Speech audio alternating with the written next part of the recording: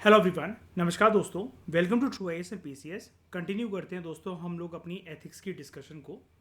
Previous lecture में मैंने आपको जर्मनी से रिलेटेड एक केस स्टडी बताई थी और उसके बाद आपको एथिकल डायलेमा या मॉरल डायलेमास वाली सिचुएशन के अंदर कोई पर्सन कैसे फंस जाता है और उसको उस सिचुएशन के साथ डील कैसे करना होता है, इसके बारे में हमने सब कुछ जान लिया था। अब हम अपनी डिस्कशन को आगे कंटिन्यू करते हैं। सबसे पहले थ्योरेटिकल चीज़ों की तरफ आने से पहले कि जब हम अगली क्लासेस के अंदर ये शुरू करेंगे कि एथिक्स क्या है, एथिक्स क्या नहीं है, और जो हमारे सिलेबस का पहला टॉपिक है एथिक्स एंड इंटरफेस, इसके बारे में थ्योरेटिकल नॉलेज जानने से पहले एक प्रकार से यहाँ पर एक इंट्रोडक्शन दे रखा है आपको। ये जो आपको पूरा यहाँ पर दिख रहा है ना, पूरा पैराग्राफ कंप्लीट, ये एक प्रकार से एक इंट्रोडक्शन है जहाँ पर बेसिकली आपको ये बताया जाएगा।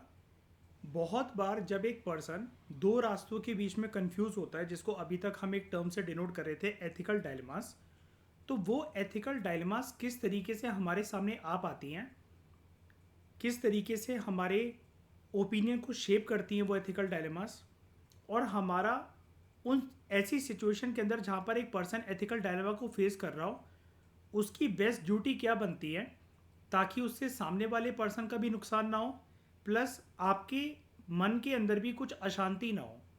ऐसा नहीं होना चाहिए कि आपने कोई एक डिसीजन ले लिया, उससे 99 लोगों का भला हो गया लेकिन एक पर्सन बहुत बुरी तरीके से प्रभावित हो गया।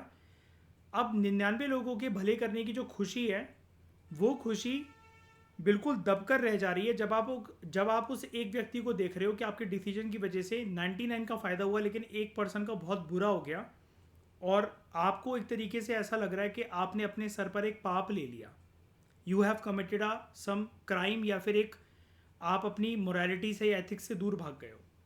अब ऐसी सिचुएशन हमारे जीवन में हमारे सामने बहुत बार आती हैं, और आज की क्लास के अंदर हम कुछ एग्जाम्पल से उनको समझेंगे कि हमारा बहुत सारी चीज़ों के लिए दुनिया भर में, चाहे वो देश विदेश की बातें हों, घर परिवार की बातें हों, गली मोहल्ले की बातें हों, करियर को लेकर बातें हों, अपने लाइफ पार्टनर को लेकर बातें हों, बहुत सारी चीज़ों के अंदर जब हम एक सिचुएशन के अंदर इन्वॉल्व होते हैं, उस सिचुएशन के कभी कभार दो चेहरे और दो पहलू हमारे सामने आते हैं, और हमारे मन के अंदर कभी कभार वो सिचुएशन इतनी अशांति और इतना एक तूफानी उत्पात मचाता है वो सिचुएशन हमारे दिमाग के अंदर कि हम कंफ्यूज हो जाते हैं हमें बेस्ट डिसीजन क्या लेना चाहिए, क्योंकि हम डर जाते हैं कि अगर हमारा डिसीजन गलत हुआ तो इसका दुष्परिणाम कहीं जीवन भर हमें भुगतना ना पड़े।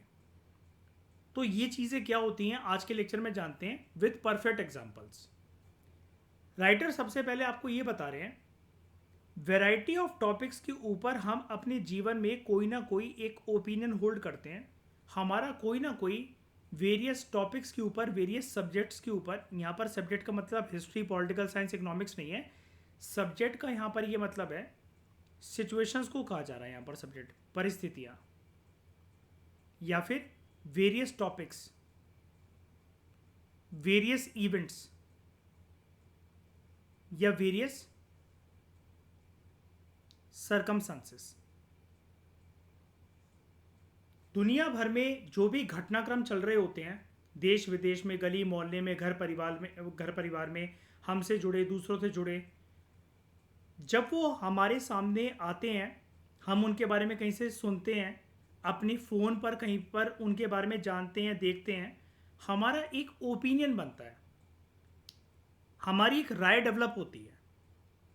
अब बहुत इंटरेस्टिंग चीज़ है ये जानना कि हमारी किसी भी एक पर्टिकुलर टॉपिक के ऊपर एक राय जो बनती है वो बनती ही कैसे है।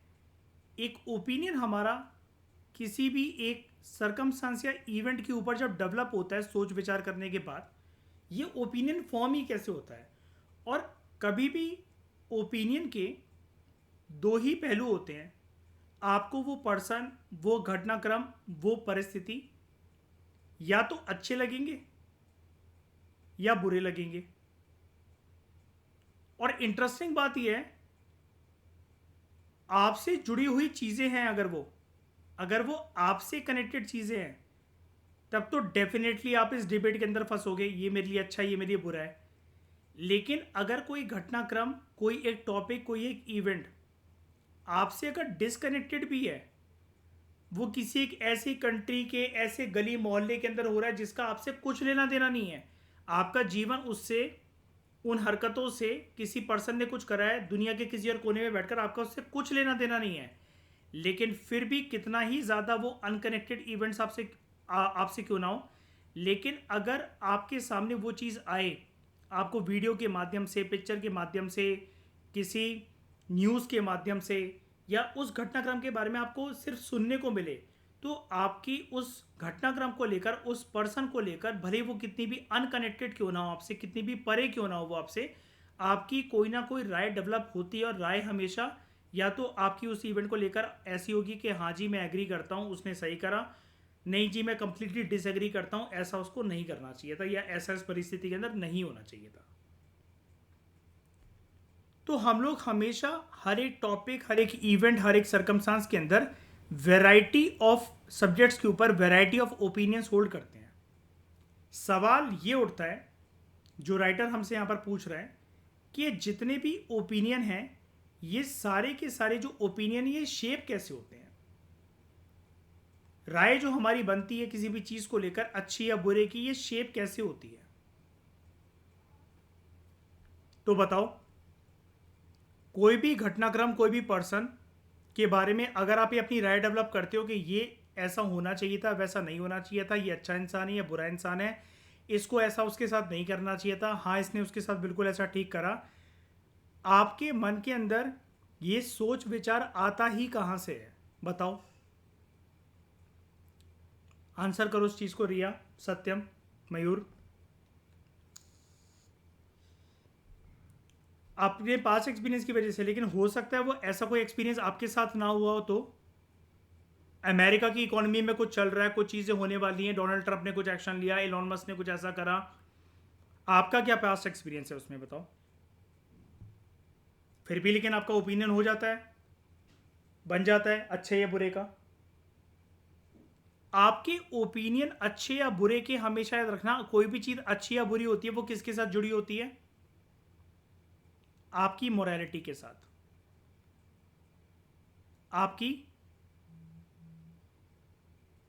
मॉरल वैल्यूज के साथ। पढ़ा था हमने इसके बारे में, याद है ना? शुरू के 3 लेक्चर में लगातार मैंने आप लोगों को अच्छे से, बिल्कुल आपका टाइम लगाकर ये बताया था कि ये मोरालिटी, मॉरल वैल्यूज़, या एज सच जो वैल्यूज़ हैं, एथिक्स हैं, ये सारे टर्म्स कैसे कनेक्टेड हैं और कैसे सारे कॉन्सेप्ट से अलग अलग हमने डिस्कस करे थे, है ना? मैंने आप लोगों को ये भी बताया था, ये मोरालिटी या मॉरल वैल्यूज़ को सिखाने का काम हमारे जीवन में 4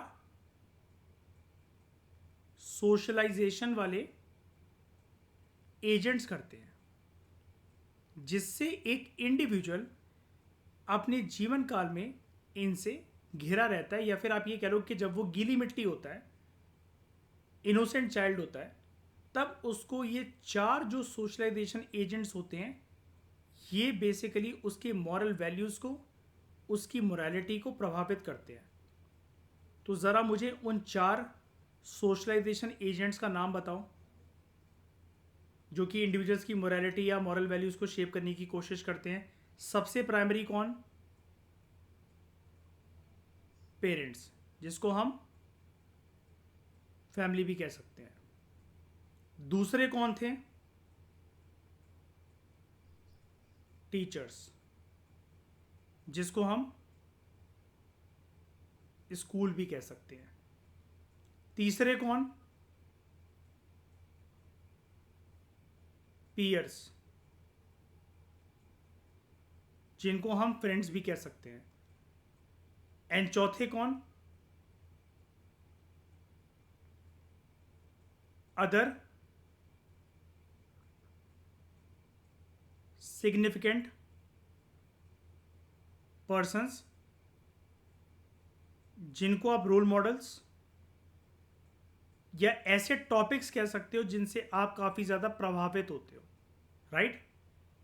और इंडिविजुअल अपने जीवन काल में इन सारे सोशलाइज एजेंट से, जब वो छोटा होता है, उसके बचपन का दौर चल रहा होता है, लड़का हो लड़की हो कोई भी हो, हमारे मोरालिटी के लिए, हमारी मॉरल वैल्यूज़ के लिए, आप इसको मोरालिटी कह लो, वैल्यूज़ कह लो, कंबाइंडली या तो आप इनको मॉरल वैल्यूज़ कह लो, ये रिस्पॉन्सिबल होते हैं।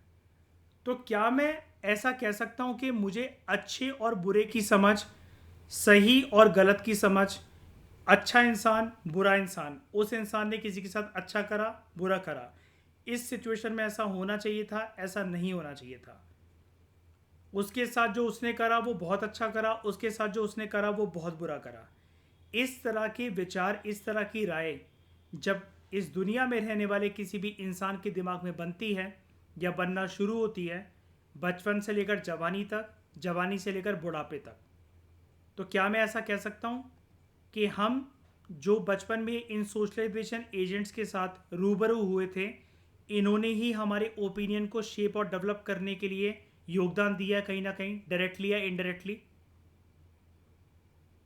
राइट? तो अगर आपको ये क्वेश्चन पूछा जाए कि हमारे ओपिनियन जो शेप होते हैं, ओपिनियन के पीछे बेस क्या होता है, ओपिनियन बनाए बनते कैसे हैं किसी के भी दिमाग में, एक पर्सन की राय या उसके सोच विचार कैसे प्रभावित होते हैं, थ्रू सोशलाइजेशन एजेंट्स। बचपन में जब कोई भी लड़का या लड़की छोटे होते हैं तो ये सोशलाइजेशन एजेंट्स हमें बहुत सारे वैल्यूज़, मोरालिटी और मॉरल वैल्यूज़ की बातें सिखाते हैं, जिसकी वजह से हमारे ओपिनियन शेप होते हैं। उसी की वजह से हम ये जान जाते हैं सही चीज़ें क्या हैं, गलत चीज़ें क्या हैं, और इसके लिए हमारे पास प्रायर कोई खुद का एक्सपीरियंस होने की आवश्यकता नहीं है। देख कर हमारा दिमाग एक कैलकुलेशन करना सीख जाता है। हमारी राय जो बनती है किसी भी चीज़ को लेकर, वो एक कैलकुलेटेड राय बनना शुरू हो जाती है, सिर्फ दो पहलू को लेते हुए, सिर्फ दो चीज़ों को मद्देनज़र रखते हुए, ये चीज़ अच्छी है या बुरी है। और जो चीज़ अच्छी या बुरी के बीच में लाई करती है कोई भी चीज़ या कोई भी टॉपिक या आपका कोई भी ओपिनियन, वो आपका एक न्यूट्रल थॉट होता है कि जिसमें आपकी कभी कभार बहुत सारी सिचुएशन ऐसी भी होती हैं, आप कंप्लीट तरीके से उसको अच्छा या बुरा नहीं कह सकते हो सकता है दोनों पार्टीज की बातें, आपके दो दोस्त हैं वो आपस में लड़ गए और दोनों अपनी अपनी बातें आपको बता रहे हैं, तो 50% बात आपको पर्सन ए की गलत लग रही है, 50% बात आपको पर्सन बी की गलत लग रही है, 50% बात आपको अपने दोस्त ए की सही लग रही है, 50% बात आपको अपने दोस्त बी की सही लग रही है। तो वहां पर आपकी राय ऐसी डेवलप हो जाती है कि आप किसी का पक्ष या किसी के विपरीत जाकर उसके अगेंस्ट अपनी राय नहीं बना सकते हो। दोनों पर्सन्स को लेकर आपका एक जो फाइनल स्टैंड होता है, वो कभी कभार फाइनल स्टैंड राइट या रॉन्ग, गुड या बैड में निकलने की बजाय वो न्यूट्रल बन जाता है। और न्यूट्रलिटी वाले ओपिनियंस के बारे में भी हम पढ़ेंगे जब हम एटीट्यूड फॉर्मेशन का टॉपिक पढ़ेंगे, एटीट्यूड फॉर्मेशन का चैप्टर पढ़ेंगे। हमारे सिलेबस के अंदर गिवन है एटीट्यूड फॉर्मेशन का topic, ethics integrity and aptitude के पेपर के अंदर, जीएस पेपर 4 के अंदर। उसको सबसे पहले हम बेसिक तरीके से पढ़ेंगे क्लास 12th की साइकोलॉजी के एनसीईआरटी से, chapter number 6 attitudes and attitude formation. उसके बाद जब आप उसको क्लास 12th की साइकोलॉजी के एनसीईआरटी से पढ़ लोगे, फिर आपको जाकर एथिक्स के अंदर वो ज़्यादा अच्छे से समझ में आएगा कि एटीट्यूड्स क्या होते हैं और एटीट्यूड फॉर्मेशन क्या होते हैं। तो उसी एटीट्यूड फॉर्मेशन के अंदर आप ये ओपिनियन फॉर्मेशन के बारे में सीखोगे। आई होप मैंने आपको पहली बार आज जीवन में कंसेप्चुअल क्लैरिटी अच्छे से दे दी है कि हमारे विचार, हमारे सोच विचार, हमारी राय, हमारे ओपिनियन कैसे बनते हैं, कैसे शेप होते हैं, राइट? अब आपका आंसर ये हो सकता है कि सर वो किसी सिचुएशन को लेकर शेप होते हैं, लेकिन सवाल यही उठता था ना अभी तक कि सिचुएशन में भी आपको कैसे पता कि वो सिचुएशन सही या गलत है। अब आप मुझसे कहोगे सर वो तो देख कर पता लग जाएगी, देख कर भी तुम्हें कैसे पता लग पा रही है वो सिचुएशन सही या गलत है? आप कहोगे सर इतना दिमाग तो होता ही हर किसी में, तो यही है आपका आंसर कि इतना दिमाग जो आप कह रहे हो होता ही हर किसी में। इस दिमाग को बचपन में मेरे या आपके या किसी भी व्यक्ति के शेप करने का काम करा गया था। इस दिमाग को, जो दिमाग ये सीख सके, जो दिमाग ये राय बना सके, जो दिमाग सही और गलत की परख कर सके, ये जो इसका बेस, इसका पिलर जो बनाया गया था, वो हर पर्सन के जीवन काल में उसके बचपन के साथ रिलेटेड होता है। और उसमें वैसे तो ये भूमिका कोई भी निभा सकता है हमारे जीवन में, may not God do so. किसी इंडिविजुअल के हो सकता है कि उसको स्कूल जाने का मौका ना मिला हो, उसके घर पे ऐसा माहौल रहा हो, या फिर उसके पापा आर्म फोर्सेस के अंदर रहे हो, आर्मी नेवी एयरफोर्स के अंदर, के उसके परमानेंट कभी कोई दोस्त ही ना बने हो, या फिर किसी इंडिविजुअल के हो सकता है पेरेंट ना हो, या फिर वो एक सिंगल चाइल्ड जो है सिंगल चाइल्ड रहा हो, सिर्फ मम्मी नहीं पाला, सिर्फ पापा नहीं पाला, या दोनों ही ना हो। ऐसे केस में भी कहीं ना कहीं बचपन में हमें इनमें से ऐसा माना जाता है कि कोई ना कोई एक इनमें से सहारा हमें मिल जाता है। पेरेंट्स, टीचर्स, फ्रेंड्स, या एटलीस्ट पर्सन समाज के अंदर बहुत सारे लोगों से, चीज़ों से, टीवी शो से, पिक्चरों से, किसी एक पर्सनैलिटी से, अपने फेवरेट फिल्म के कैरेक्टर से, किसी बॉलीवुड के सेलिब्रिटी से कहीं ना कहीं तो प्रभावित होता ही है ना। और वो हमारे ओपिनियन को बनाने का काम करते हैं ये सारे के सारे लोग। कोई भी एक जो पर्सन है इस धरती पर, एक के ऊपर टाइटल है, ध्यान से समझना मेरी बातों को, एक के ऊपर टाइटल है कि ये संत है, ये सेंट है, वर्सेस एक पर्सन है जो कि आतंकवादी है। बचपन में दोनों जो थे, इस रियलिटी को तो कोई नहीं नकार सकता ना कि both were newborn child only. अब एक की परवरिश, सिर्फ परवरिश से भी फर्क नहीं पड़ता है। बहुत बार लोगों की परवरिश बिना माँ बाप के भी होती है, जिनको जब समझ आती है जीवन की तो उनको पता लगता है कि हमारा पालन पोषण तो किसी अनाथ आश्रम ने कर रखा है। May not God do so, ऐसा किसी के साथ हो, लेकिन एक मैं बात कह रहा हूँ, एक रियलिटी वाली बात मैं आपको बता रहा हूँ। कोई एक संत है, कोई एक टेररिस्ट है, बचपन में दोनों न्यूबॉर्न चाइल्ड है। एक की परवरिश जो है वो ऐसे हुई है कि इसको सिखाई गई अच्छी वैल्यूज, एक की परवरिश ऐसी हुई है कि इसकी जीवन में मोरालिटी वैल्यूज या एथिक्स नाम की कोई चीजें नहीं थी।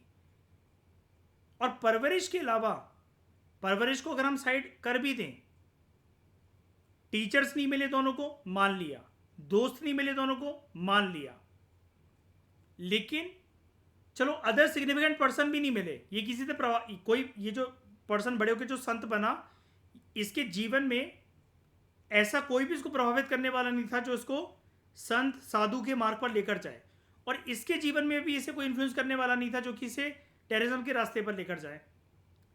अब सवाल ये उठता है कि यहां पर इनका एटीट्यूड ये कैसे फॉर्म हुआ कि एक के दिमाग में आ रहा है मुझे दुनिया में लोगों का भला करना है, मुझे साधु संत बनना है और मैं लोगों को जीवन की अच्छी राह दिखाऊंगा। एक कहता है मैं दूसरों के शरीर से आत्मा ही छीन के निकाल लूंगा,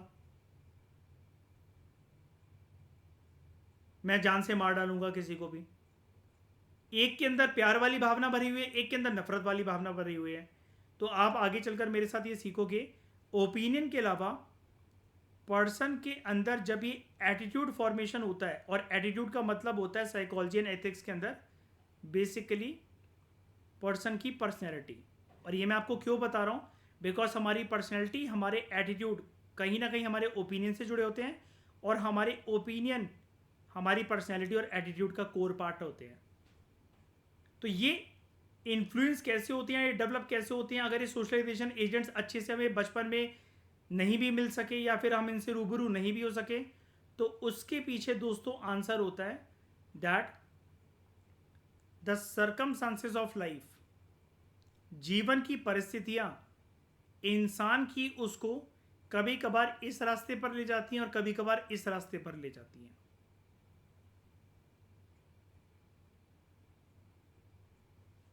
सारे के सारे जो संत हैं उनके परिवार में जरूरी नहीं कि सब लोग संत ही रह चुके हों, वो उनका पुश्तैनी काम हो कि एक साधु संत के पापा संत थे, दादा संत थे, परदादा संत थे। एब्सोल्युटली रबिश बात है ये। या फिर जो एक पर्सन आतंकवादी बना तो इनके चाचा आतंकवादी थे, पापा आतंकवादी थे, ताऊजी आतंकवादी थे, दादा आतंकवादी थे, परदादा आतंकवादी थे, ये भी एक बिल्कुल रबिश बात है। द सर्कमस्टांसेस एंड परिस्थितियां and situations of life sometimes play a very important role, extremely important role in shaping your personality, in shaping your morality, in shaping your values. हम यहां पर एथिक्स को शेप करने की बात इसलिए नहीं कर रहे हैं क्योंकि मैंने आपको पहले ही क्रिस्टल क्लियर कर दिया था, एथिक्स यूनिवर्सल चीज होती है। तो जो मैंने अभी लाइन बोली, दीज सर्कमस्टांसेस, सिचुएशंस एंड परिस्थितियां play a very important role in shaping your personality, attitude and morality, ये इंडिविजुअलिस्टिक एंड सब्जेक्टिव चीज होती है। एथिक्स यूनिवर्सल चीज होती है। मैंने आपको वो चोरी वाला एग्जांपल बताया था कि एक लड़का केमिस्ट से, मान लो कि केमिस्ट की शॉप से दवाइयाँ चोरी करके ले गया कि मेरी माँ की तबीयत बहुत ख़राब थी और वो मर सकती थी और मेरे पास पैसे नहीं थे, इसलिए मुझे ये वाला कदम उठाना पड़ा। हम उसकी चोरी को उसकी माँ की हालत देखते हुए जस्टिफाई नहीं कर सकते एथिक्स के डोमेन के अंदर। लेकिन मोरालिटी के अंदर सब्जेक्टिव बेसिस पर अगर उस पर्सन की मानसिकता को समझें तो उसकी मोरालिटी में हाँ मिलाने वाले लोग भी, हमें हामियां भरने वाले लोग भी बहुत सारे मिल जाएंगे जो कि कहेंगे ठीक है कोई बात नहीं, इसने कुछ गलत नहीं करा।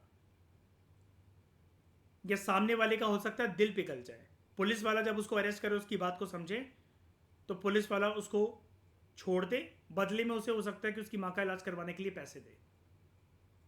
लेकिन एथिक्स ये कहता है, एथिक्स का डोमेन हमें ये बताता है यूनिवर्सल तरीके से कुछ पैरामीटर्स ऐसे हैं जो कि गलत है तो वो गलत है, हमें उसको जस्टिफाई नहीं करना है। इसलिए केस स्टडीज में बहुत सारे स्टूडेंट्स के कम मार्क्स आते हैं बिकॉज वो सेंटी हो जाते हैं केस स्टडीज को लिखते हुए। They forget that they are attending the paper जिसका नाम है एथिक्स, इंटेग्रिटी एंड एप्टीट्यूड। ये यूनिवर्सल वैल्यूज के ऊपर काम करता है ये वाला पेपर, ना कि सब्जेक्टिव वैल्यूज के ऊपर। क्योंकि सब्जेक्टिव चीजें, सब्जेक्टिव मोरालिटी एक बिन पैंदे की लोटी की तरह होती है, सिचुएशन टू सिचुएशन बदल जाती हैं। एथिक्स हमेशा हर एक परिस्थिति के अंदर सेम रहते हैं। तो this is how our opinion is shaped. उसके बाद राइटर जैसे हम एक सवाल और पूछ रहे हैं, हम कैसे डिफाइन करते हैं किसी भी पर्टिकुलर इवेंट को, कोई भी डिसीजन को या किसी भी फैक्ट को, चाहे वो भले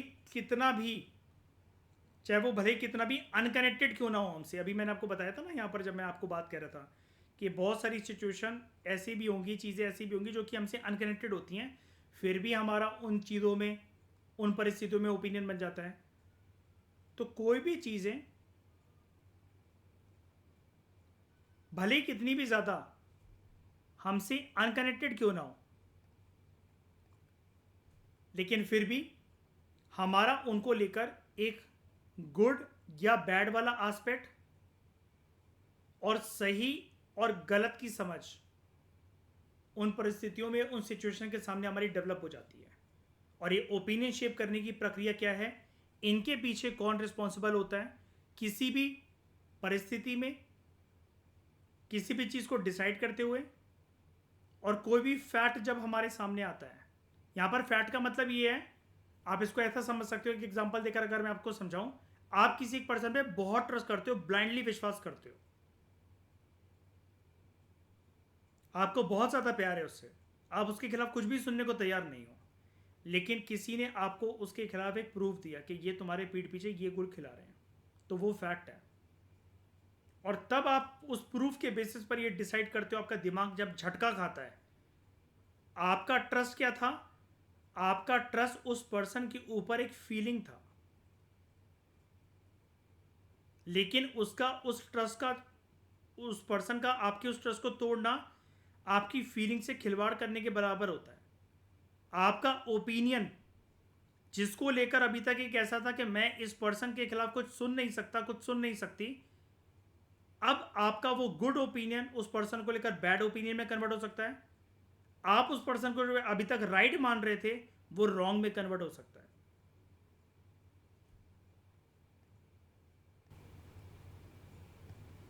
ठीक है, अब देखो बहुत सारे लोग, राइटर हमें ये बता रहे हैं, एक सिचुएशन हमारे सामने पुट कर रहे हैं कि बहुत सारे लोग जो है वो इस बात से कंसर्न नहीं होंगे, शायद से they will not be concern with the fact कि how much money a cricketer in India earns. Bharat में एक खिलाड़ी जो कि क्रिकेट खेलता है वो कितना अर्न करता है। लेकिन अगर हमें कोरिलेट करने को बोला जाए कुछ ऐसी चीज़ों को कि बताओ एक क्रिकेटर की जो अर्निंग है वो दूसरे ग्लैमरस स्पोर्ट्स के अकॉर्डिंग कम है कि ज़्यादा है? Like boxing, running, javelin throw, या कोई भी ऐसा स्पोर्ट, हॉकी। तो क्रिकेट में अगर किसी को बहुत हाई इनकम मिल रही है या क्रिकेटर होने की वजह से एक पर्सन बहुत ही ज़्यादा अमीर हो चुका है या लग्जूरियस ज़िंदगी बिता रहा है, और बाकी स्पोर्ट्स जो कि ग्लैमरस हैं लेकिन उसमें इतना पैसा नहीं है, तो आपकी क्या राय है इसके ऊपर? दूसरा सवाल, दो लोग हार्डवर्किंग है, एक ट्रैफिक पुलिस वाला जो कि प्रॉपर यूनिफॉर्म में अपनी ब्लू पैंट्स वाइट शर्ट में फुल बाजू के साथ भरी गर्मी में, चाहे बारिश हो रही हो, ठंड हो रही हो, ठिठुरती हुई कोहरे वाली, और भरी गर्मी हो रही हो, 45 डिग्री का टेम्परेचर हो रहा हो, काम ये पुलिस वाला मान लो कि बहुत ईमानदारी से कर रहा है, बहुत हार्ड वर्किंग है, किसी से रिश्वत नहीं ले रहा है, और वहीं पर एसी वाले कमरों के अंदर किसी कॉर्पोरेट कंपनी के अंदर एक एम्प्लॉय काम कर रहा है और ये भी अपने काम में बहुत ईमानदार है। तो यहां पर इन दोनों की अर्निंग के बारे में आप क्या कहोगे? काम तो ये भी पूरी मेहनत से कर रहा है, लेकिन इसका पैकेज एक कॉर्पोरेट एम्प्लॉय की तरह पैकेज की तरह क्यों नहीं है? तीसरा सवाल, अगर आपका जो राइट है आपको ये अलाउ करता है कि आप जो है अपनी स्पाउस के साथ एक बच्चे को पैदा करने के बारे में सोच सकते हो, यहां पर मैं आपको इसका एक एस्पेक्ट बताता हूं। ये जो तीसरा सवाल है इसको डिस्कस करने से पहले एक एस्पेक्ट बताता हूं।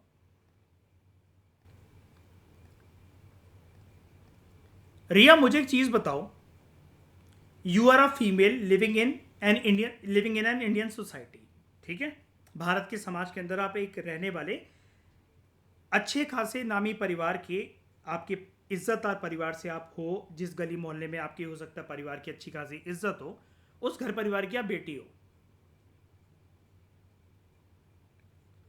आपके घर परिवार वाले लोगों को अगर आप ये बताओ रिया के डैट यू आर प्रेग्नेंट, उनका रिएक्शन क्या होगा?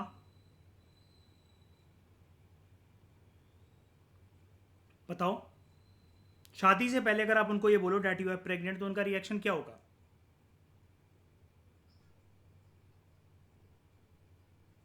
ठीक है, गुस्सा करेंगे और एक्सेप्ट नहीं करेंगे इस बात को। अगर घर वाले मान जाएं, चलो कोई बात नहीं, हम तुम्हारी फिर शादी करा देंगे, अब क्या? नहीं नहीं, मैं कह रहा हूं घर वाले आपके मान जाएं कि चलो हम उस पर्सन से शादी करा देंगे तुम्हारी, कोई बात नहीं, गलती हो गई तुमसे, और घर वाले मान गए हैं आपके, लड़के के भी घर वाले मान गए, अब समाज आपको एक्सेप्ट करेगा? नहीं ना। अब यहां पर क्या है, right to bear a child के दो पहलू हैं, आफ्टर मैरिज, बिफोर मैरिज, क्योंकि एक जगह पर एक स्पीड ब्रेकर आ रहा है हमारे सामने, सोशल नॉर्म्स। चलो ठीक है, फिर सोशल नॉर्म्स के विपरीत क्यों जाना, समाज हमारा बहिष्कार क्यों करे, शादी के बाद प्रेग्नेंट कर देंगे अपनी वाइफ को, कोई टेंशन नहीं। चलो अब दूसरी परिस्थिति लेते हैं, शादी करी आपने, समाज के अंदर इज्जतदार तरीके से, अब हाँ, जिससे घर परिवार वाले करवाना चाहते थे या आपने किसी को इंट्रोड्यूस करवाया, घर परिवार वाले मान गए। अब Riya, you are happily married and after marriage you are getting pregnant, ठीक है, अब आप इस न्यूज को बताओगे तो घर वालों का रिएक्शन क्या होगा? आपने अपने मम्मी पापा को फोन करा कि मैं प्रेग्नेंट हो गई हूं, या सास ससुर को बताया कि प्रेग्नेंट हो गई हूं, अब खुश होंगे, ठीक है, खुश होंगे। ध्यान से सुनना मेरी बातें दोस्तों, ये जो रिया यहां पर आंसर दे रही है, अभी मैं बताता हूं कि समाज के अंदर किस किस प्रकार की चीजें चलती है और समाज हमारे ओपिनियन को, हमारी लिबर्टी को कैसे दबाता है, और सोशल नॉर्म्स को कभी कभार चैलेंज करना क्यों जरूरी हो जाता है। ठीक है, अभी देखते हैं, अभी देखना रिया खुद ही बताएगी इस चीज का जवाब। लेकिन एक बारी रिकैप ले लेते हैं। रिया से जब मैंने पूछा शादी से पहले जब ये प्रेग्नेंट होगी, तो उसने कहा पापा मम्मी गुस्सा करेंगे, हो सकता है जान से मार दें। फिर जब मैंने बोला शादी के बाद प्रेग्नेंट होगी तो कह रही है मम्मी मम्मी पापा खुश होंगे, सास ससुर खुश होंगे और खुशहाली का माहौल छा जाएगा घर में, ठीक है। अब रिया शादी के बाद अब प्रेग्नेंट हुए, लेकिन every one is happy, your mom and dad, husband के जो मम्मी पापा हैं, आपके जो इन लॉज हैं, वो सब खुश हैं। बट यू आर सेइंग मुझे ये चाइल्ड अबॉर्ट करवाना है, I want to prepare for UPSC, या मेरे कुछ सपने हैं, अभी मैं इतनी इस एज में प्रेग्नेंट नहीं होना चाहती, या फिर मुझे बच्चा चाहिए ही नहीं है अपनी कोख से निकला हुआ, मैं किसी अनाथ आश्रम में जाकर एक बच्चे को अडॉप्ट करना चाहती हूँ, उसको अच्छी ज़िंदगी देना चाहती हूँ, मुझे अपना बच्चा नहीं चाहिए। अब क्या माहौल होगा? गुस्सा करेंगे, देख रहे हो मयूर? शादी से पहले प्रेग्नेंट हो रही थी तो गुस्सा कर रहे थे, शादी के बाद प्रेग्नेंट होने के बाद ये बता रही कि बच्चा नहीं चाहिए तो भी गुस्सा कर रहे हैं, ठीक है। तो यहां पर कुल मिलाकर क्या है कि इसकी जिंदगी, अब टारगेट हमारा यहां पर रिया नहीं है, लेकिन एक सोशल स्ट्रक्चर को समझने की कोशिश करो कि किसी पर्सन की जिंदगी, समाज, अब देखो समाज में पेरेंट्स से ही शुरू होता है हमारा समाज, हमारी बॉडी के जो भी बाहर है ना, इस शरीर के बाहर जो भी अस्तित्व है ना, जो भी लोग हैं, जो भी आत्माएं घूम रही हैं, जो भी शरीर घूम रहे हैं, वो सब समाज का पार्ट है। तो does the right to bear a child, अगर किसी एक लड़की को अपनी कोख में बच्चा चाहिए है शादीशुदा जिंदगी के बाद, या समाज का स्ट्रक्चर अगर ऐसा कि लिविंग रिलेशनशिप में भी रहते हुए आप प्रेग्नेंट हो सकते हो, जो भी है, लेकिन that is your right to bear a child, क्या ये आपको ये भी राइट देता है कि right to terminate the child's life?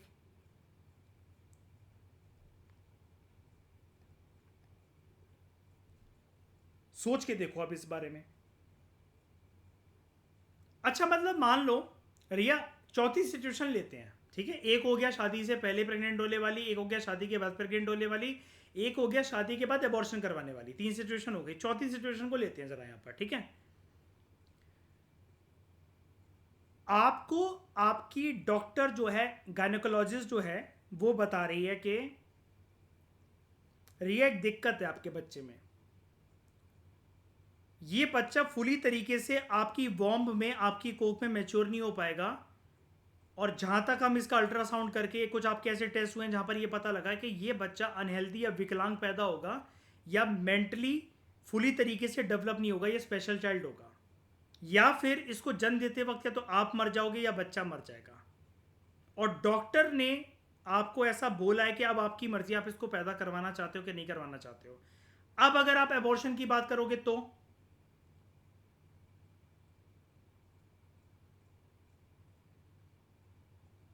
बोलो।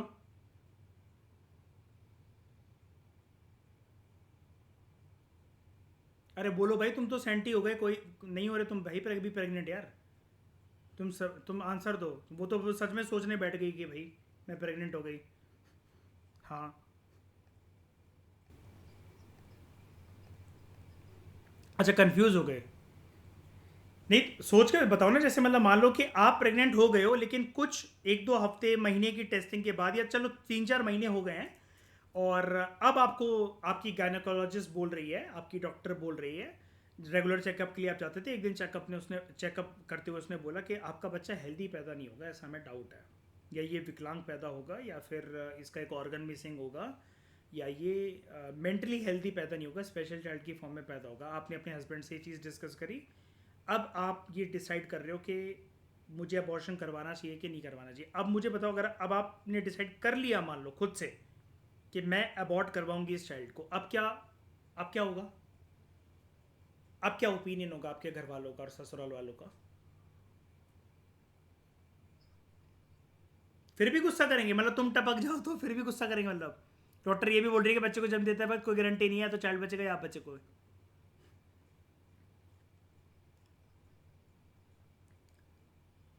अच्छा, आप लोग मुझे बताओ मयूर, सत्यम, कोई भी एक लड़की है, रिया को चलो हटा देते हैं, रिया बेचारी विक्टिम बन चुकी है हमारे लेक्चर में आज। कोई भी एक लड़की है, अब लड़की की मैं बात इसलिए कर रहा हूँ यार, कुदरत में यार कोख में बच्चा तो यार लड़की का ही आ सकता है, वैसे तो इतिहास में ऐसे भी एग्जांपल गिवन है जहाँ लड़के भी प्रेग्नेंट हुए हैं, ठीक है।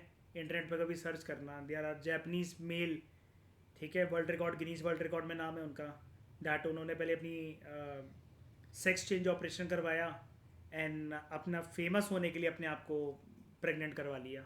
ठीक है, खैर हम उस डिबेट में नहीं जाते हैं, वो कभी और पढ़ेंगे एथिक्स के अंदर। लेकिन कोई भी एक लड़की है, कोई भी एक महिला है, उसको सबकी राय छोड़ दो, परिवार वालों की, ससुराल वालों की, उस बंदी की ये राय है मैं प्रेग्नेंट हो गई, जानबूझकर नहीं हुई, लेकिन मुझे अभी ये बच्चा नहीं चाहिए। अब रिया सोच के देखो, मयूर, सत्यम, आंसर दो मुझे इस चीज का। बच्चा उसकी कोख के अंदर ही पलेगा, लेकिन ये उसकी बॉडी है, उसका शरीर है, समझ रहे हो? उसका शरीर है, ये उसकी बॉडी है। कल को अगर कोई मिस हैपनिंग भी हो जाए, मिस कैरेज हो जाए, तो कोक के अंदर बच्चा वैसे ही टपक जाएगा। लेकिन सब कुछ नॉर्मल होते हुए भी वो लड़की ये कह रही है मुझे बच्चा नहीं चाहिए, it's my body, I will decide कि 9 महीने मुझे इसको अपने अंदर एज अ आफत रखना है, या फिर मुझे नहीं चाहिए ये बच्चा, और आज तो क्या कभी नहीं चाहिए। तो क्या इसमें घर वालों का ओपिनियन ज्यादा मैटर करता है या उस लड़की की बॉडीली इंटेग्रिटी ज्यादा जरूरी है? बताओ, बताओ रिया। शरीर आपका, बॉडी आपकी, 9 महीने आपको रखना है, तो आप, ये अधिकार किसका ज्यादा होना चाहिए? या पूरी तरीके से, ज्यादा और कम की बात भी नहीं, पूरी तरीके से किसका अधिकार होना चाहिए? आपका होना चाहिए। लेकिन अगर मैं आपसे सवाल पूछूं, सारी ऑडियंस को हटा दो, पर्सनली अगर मैं आपसे बात करूं एज अ फ्रेंड, रिया, अगर तुम अपने बच्चे को मार रही हो तो क्या तुम्हें ऐसा नहीं लगता कि तुम एक जिंदा इंसान की जान ले रही हो, और वो भी खुद की अपने डीएनए की, बच्चे की, जो कि तुम्हारी कोख के अंदर आ चुका है, और अब तुम इसका अबॉर्शन करवा रही हो, जबकि तुम्हें पता है कि 9 महीने के बाद जाकर जब ये तुम्हारी कोख से बाहर निकलेगा तो ये एक फुल बॉडी चाइल्ड के अंदर डेवलप हो जाएगा, और इसको तुम्हें एक दुनिया में इस आने का अधिकार देना चाहिए, तुम उसको उससे वंचित रख रही हो, and you are practically practically murdering your child. बस दिक्कत, बस यहाँ पर एक सेफ साइड आपकी ये कि कानूनी कार्रवाई आपके ऊपर नहीं हो सकती है, जेल आप नहीं जा सकती हो, लेकिन if you are aborting a child, आप एक तरीके से मर्डर करवाया आपने अपने चाइल्ड का, और माँ होकर अपने अपने बच्चे को खुद मारा है। अब Riya, still you will you say that it's my bodily integrity?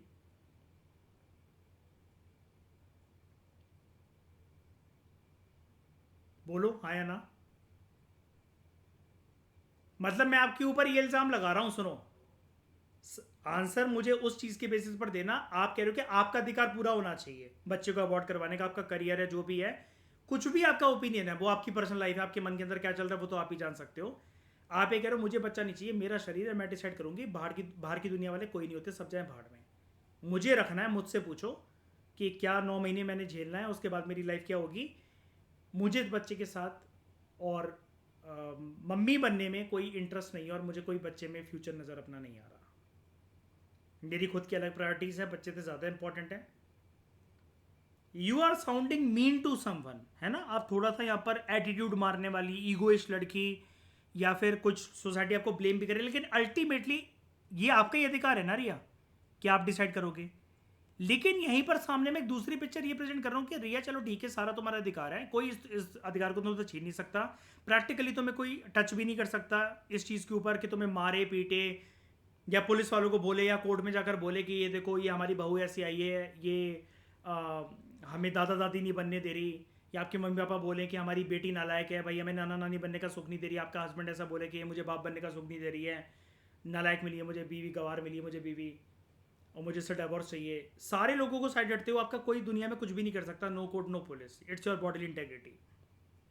लेकिन एक ब्लेम आपके ऊपर जो ये है कि रिया चलो ठीक है, तुम्हारा कोई कुछ कानूनी रूप से नहीं कर सकेगा, लेकिन तुम्हें नहीं लगता क्या कि चाइल्ड को अबॉर्ट करवाकर, अबॉर्शन का सहारा लेकर, प्रैक्टिकली, लॉजिकली, एथिकली तुम एक मर्डर कमिट कर रही हो?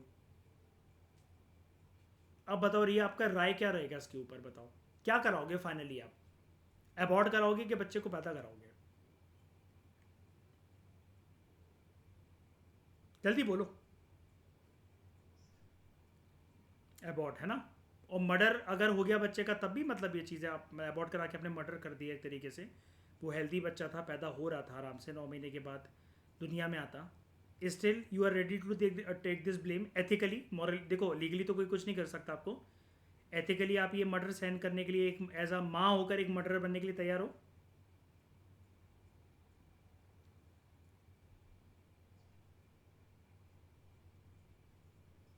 अच्छा, बाद में टेक केयर नहीं कर पाए, इससे बढ़िया है कि अभी मार दो बच्चे को, है ना? सुनकर बुरा लग रहा है ना रिया ये सब कुछ? कोई फिक्स आंसर नहीं मिल पा रहा ना आपको इसका, ये जवाब देने का मन विचलित है ना इन सिचुएशन में? यही है एथिक्स। अगली लाइन पढ़ो। These questions do not have simple yes और नो आंसर। इसी चीज़ों में मैं आपको फंसाना चाह रहा था। ये तो मैंने आपको छोटा सा ट्रेलर दिया है, ये तो टीजर है। 3 मिनट का ट्रेलर जो होता है ना, उससे पहले 30 सेकंड्स का एक टीजर लॉन्च करते हैं फिल्म वाले, ये मैंने आपको वो दिया है। पता है किस चीज़ का टीजर और ट्रेलर दिया मैंने आपको? केस स्टडी में बेटा ऐसे ही ठुकोगे अगर एथिक्स के सब्जेक्ट को नहीं समझा। कई लोग सोचते हैं ना पेपर 4 हलवा है, जब वो रियल केस स्टडीज आती है ना 1.5 पेज की पैराग्राफ की, और हर टॉपर स्टॉक सुन लेना, एथिक्स का पेपर किसी का कंप्लीट ही नहीं हो पाता है। 1000 कैंडिडेट अगर सिलेक्ट हो रहे हैं ना, 2 या 3 ऐसे होते हैं जो पूरा जीएस पेपर 4 का पेपर डॉट लगाकर राइट लास्ट क्वेश्चन तक पहुंच पाए हैं। होमवर्क ही करके नहीं जाते ना पहले। सिलेक्ट होने से, टॉपर बनने से वो हाईएस्ट मार्क्स नहीं है। मैं इन सब चीज़ों को रबिश मानता हूँ। रैंक 1 के अगर आप मुझे मार्क्स दिखा रहे हो ना, आप कह रहे हो कि इसके कितने अच्छे मार्क्स आए हैं, मैं कहूँगा भाड़ में जाओ तुम भी और वो भी रैंक 1 भी। आपको क्योंकि जो नंबर दिखाए जा रहे हैं वो टॉपर्स मार्क्स हैं, they are not absolute marks. हर मार्क्स को ब्रीच करने की एक तय सीमा है, जो कि हर साल, हर 2 साल, हर 4 साल के बाद एक नया कैंडिडेट, भले ही उसकी उस साल रैंक कम आई हो, लेकिन किसी न किसी पेपर के अंदर वो एक इतिहास रचता है एक मार्क्स के अंदर। जीएस पेपर 1, ऐसे के अंदर, ऑप्शनल के अंदर, पेपर 2, पेपर 3, पेपर 4, कोई भी पेपर। तो मैं आपको यही सिखाना चाह रहा हूँ कि ऐसे सिचुएशन के अंदर जहां पर आप फंसोगे ना, you will not have a perfect yes और नो आंसर। ये आपके सामने आपको कहाँ फंसाएंगे ऐसी चीजें? इन मॉरल एंड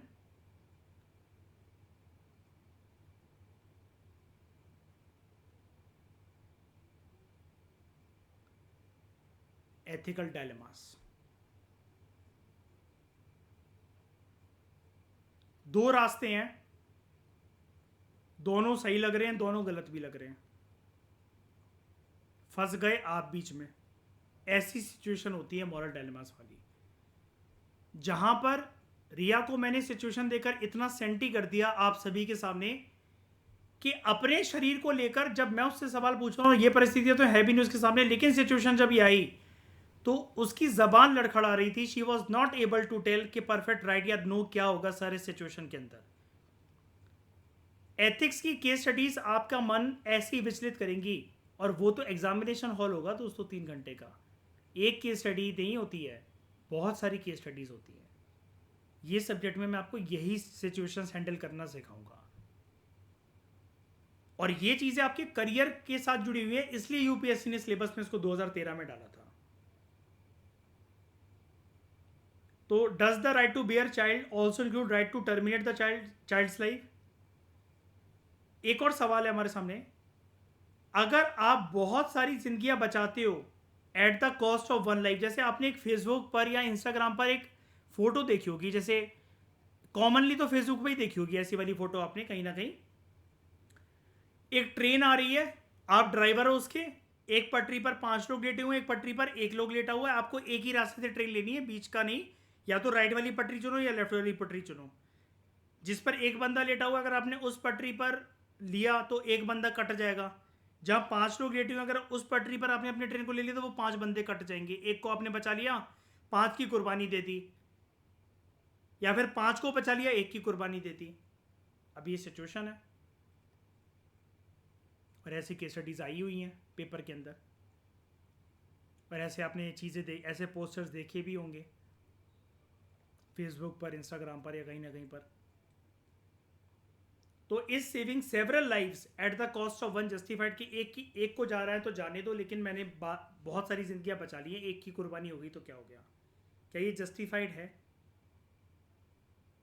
तो यही हमें राइटर बता रहा है, ऐसे सवालों के परफेक्ट कोई येस या नो आंसर नहीं। आप सोचो ना, अगर हम ट्रेन के ड्राइवर हैं और हमें कुछ ऐसा बोल रहा कि तुम कौन सी साइड पर लोगे, तो मैं क्या बोलूँ इस चीज़ में, बताओ। मैं ये बोलूँ कि मैं नहीं, एक की साइड ले लूँगा, एक को कटने देता हूँ, 5 को बचा लेता हूँ, 5 को कटने देता हूँ, एक बच जाएगा।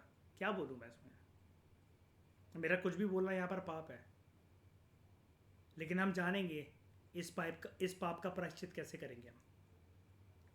बट द फ्रेमवर्क, कहने का मतलब ये है, ये सबसे इंपॉर्टेंट वर्क है, आप सबसे इंपॉर्टेंट वर्ड है आपके इस पूरे पेपर के अंदर। फ्रेमवर्क का यहाँ पर दोस्तों मतलब है, ये जो आज की क्लास में ले रहा हूँ ना, ये सब जो मैं आपको पढ़ा रहा हूँ, मैं आपको आज की क्लास में केस स्टडी के लिए रेडी कर रहा हूँ, आप ऐसा मान लो। केस स्टडी हमारी क्लासेस में बहुत बाद में आएगा, पहले हमें थ्योरीज पढ़नी है, पहले पूरी थ्योरी को पढ़ने के बाद जब आप एथिकल टर्म्स, एथिकल वैल्यूज़ सब सारी सीख जाओगे, 50-60 एथिकल वैल्यूज़, सबके एग्जाम्पल, एक वर्ल्ड लेवल पे, एक इंडिया लेवल पे, एक पर्सनल लाइफ का एग्जाम्पल, इतना करना सीख जाओगे, उसके बाद आप केस स्टडी के लिए वार्म अप हो गए।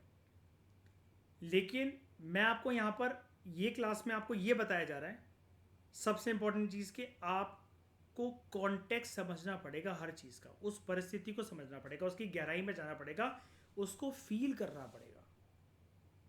केस स्टडी को पढ़ना नहीं है, वो परिस्थितियाँ जो केस स्टडी के अंदर गिवन है, वो तो पन्ने के ऊपर प्रिंट हुए कुछ शब्द हैं इंग्लिश और हिंदी के अंदर, वो पढ़ने के लिए नहीं है। ये पेपर पढ़ने वालों के लिए है ही नहीं, ये पेपर है फील करने वालों के लिए। और फील ऐसा करना है कि पहले से फील करके बैठे हो एग्जाम लिखने से पहले। कहीं तुम ये कहोगे भाई एग्जाम में जाके ही फील करेंगे, पहले दिन जब पेपर देंगे, तो एक ही केस स्टडी की फीलिंग लेते रह जाओगे और बाकी पेपर छूट जाएगा। तो जो फ्रेमवर्क है, जो कॉन्टेक्स्ट है, आपको पहले उस कॉन्टेक्स्ट को, उस परिस्थिति को समझना पड़ेगा, which we use to evaluate these questions.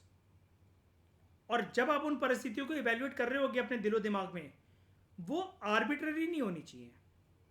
Arbitrary का मतलब ये होता है कोई भी चीज़ जो मनमानी तरीके से होती है, और कोई भी चीज़ जिसमें आप अपनी मनमानी करते हो या अपने मन की ऐसी कुछ भी कर देते हो, कोई भी डिसीजन ले लेते हो, यानी कि आप रैंडम तरीके से बिहेव करते हो, और आपके रैंडम डिसीजन जो होते हैं, they are not based on, your random decisions are not based on reasons या फिर लॉजिक। यहां पर अगर आप आर्बिट्रेरी से, मनमानी तरीके से किसी भी सिचुएशन में यस या नो कर देते हो अपने पर्सनल इंटरेस्ट को ध्यान में रखते हुए, तो आप ना लॉजिक को या फिर रूल्स को, और सबसे बड़ी बात है एथिक्स को या मॉरल वैल्यूज को, हो सकता है आप इनका त्याग कर रहे हो, इनको आपने कंसिडर ही ना कर रखा हो। तो आर्बिट्रेरी कोई भी वो चीज़ होती है जहां पर आप कोई भी ऐसी चीज़ कर देते हो या ऐसी चीज़ के ऊपर अपना डिसीजन ले लेते हो जिसके ऊपर आपकी कोई क्रिस्टल क्लियर एक्सप्लेनेशन नहीं है एक तो, और आपके पास उस चीज़ को जस्टिफाई करने के लिए कोई जस्टिफिकेशन नहीं है। तो राइटर हमें ये कह रहे हैं कि ऐसे सवालों के अंदर पहले हामियां भरने से पहले या उसको कंप्लीटली नकारने से पहले, यस या नो करने से पहले, these should not be arbitrary, मनमानी तरीके से नहीं लेने चाहिए हमें ऐसी सिचुएशन के अंदर decisions. They should be reason. Reason का यहां पर यह मतलब है कि आपके डिसीजन सेंसेबल होने चाहिए और थॉटफुल होने चाहिए। सोच विचार करने के बाद ही आपको किसी की राय पर और एक सुनिश्चित डिसीजन पे पहुंचना है जिससे आपकी डिसीजन मेकिंग एबिलिटी झलकेगी। तो what can be the moral argument for या अगेंस्ट सच डिस्क्रिपेंसीज। डिस्क्रिपेंसी एक ऐसी सिचुएशन होती है जहां पर there is lack of agreement या lack of balance against something या इन समथिंग। मतलब एक चीज ऐसी है कि आपको समझ में नहीं आ रहा मैं कौन सी साइड को चूज करूं, you can not decide, that is discrepancy. तो ऐसी परिस्थिति के अंदर जहां पर कोई सिचुएशन हमें क्लियर नहीं हो पा रही है दिमाग के अंदर, मैं क्या चूज करूं, हाँ करूं ना करूं, यस करूं नो करूं, एग्री करूं डिसएग्री करूं, तो हम इस सिचुएशन में फंस जाते हैं कि हमारी मॉरल आर्ग्यूमेंट फिर क्या होनी चाहिए, या तो मैं उसके फेवर में जाऊं या अगेंस्ट में जाऊं। फर्दर ऐसी सिचुएशन जहां पर आपके सामने डायलेमास आके खड़े होते हैं, आपके दिलो दिमाग के सामने, एज अ सिविल सर्वेंट आपको अपने करियर के अंदर ऐसे डिसीजंस लेने पड़ेंगे जिसकी वजह से ना सिर्फ दूसरों की जिंदगी बल्कि आपकी खुद की चॉइसेस आपकी जिंदगी को किस प्रकार से प्रभावित करती हैं उसका भी आपको ध्यान रखना पड़ेगा। आपका लिया हुआ डिसीजन अगर लोगों की जिंदगी तबाह कर देता है तो उसका खामियाजा आपको भुगतना पड़ेगा।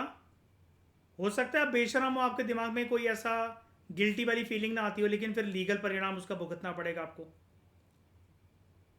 और अगर आपने कोई ऐसा डिसीजन लिया जिससे ना आप पकड़े गए, ना आपकी चालाकी कोई पकड़ पाया, ना आपने जो करप्शन करी उसको कोई देख पाया, लेकिन मन ही मन के अंदर हो सकता है कि वो आपको झंझोर कर रख दे, तोड़ कर रख दे, और आप चैन की नींद सो ना सको। लाइक फॉर एग्जाम्पल, बहुत साल पहले की एक पिक्चर है अजय देवगन की जिसमें वो आईपीएस होता है, गंगा जल नाम से। तो गंगा जल में जो इसका पुलिस वाला ही एक जो साथी होता है अजय देवगन का, जो उसके डिपार्टमेंट में काम करता है, वो होता है बच्चा यादव।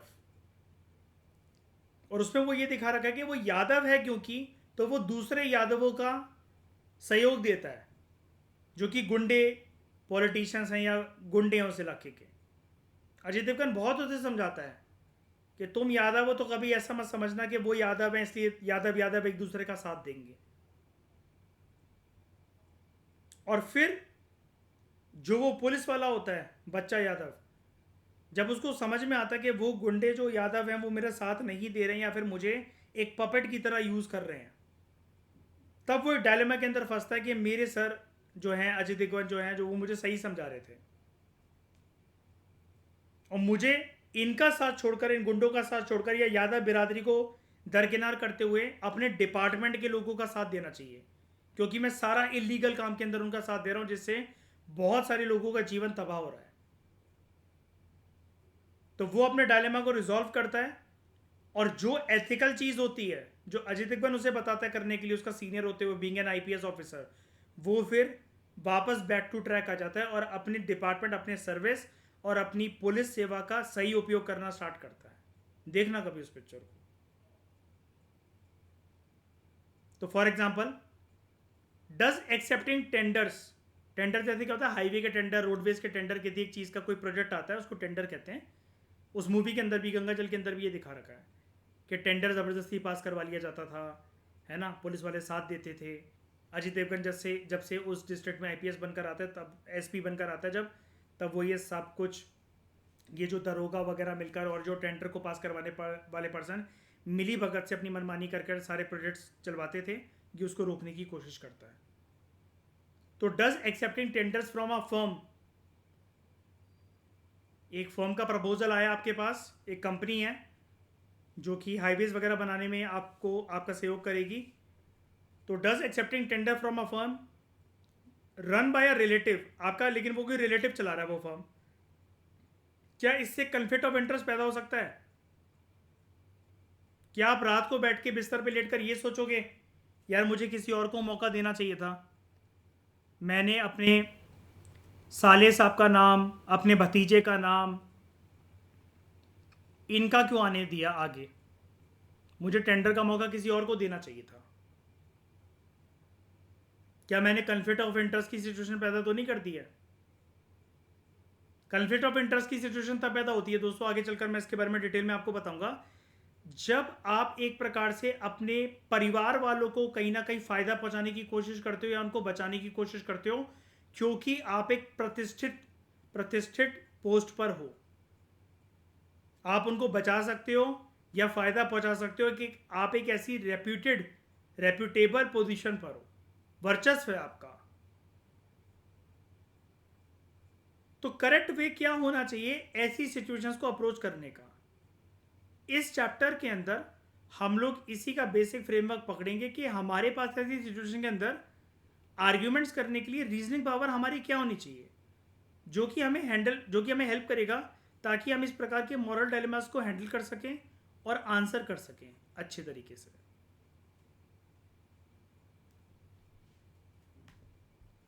और अगला लेक्चर हम यही स्टार्ट करेंगे कि एथिक्स क्या है।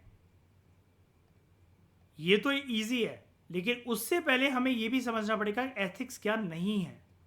एथिक्स क्या है ये तो हर कोई जान लेगा, लेकिन एथिक्स के दायरे के अंदर क्या चीज़ें नहीं आती हैं, what is not included under the umbrella term and concept of ethics, वो ज़्यादा इंपॉर्टेंट है ये जानने से कि एज कंपेयर टू कि वॉट इज़ एथिक्स।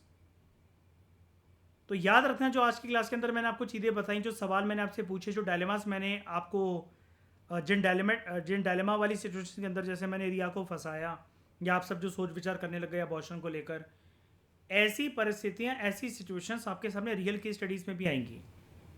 तो आप क्या ओपिनियन दे पाओगे, कैसे अपने डिसीजन को शेप करोगे, ये धीरे धीरे करके जब आप ये पूरा एथिक्स पढ़ोगे मेरे साथ, ये तो चलो लेक्चर 1 ही है, धीरे धीरे कर सारी चीज़ों का इस्तेमाल करते करते जैसे आपके कॉन्सेप्ट क्लियर होते चलेंगे, आप सारी चीज़ें आराम से आपको समझ में आने लग जाएंगी।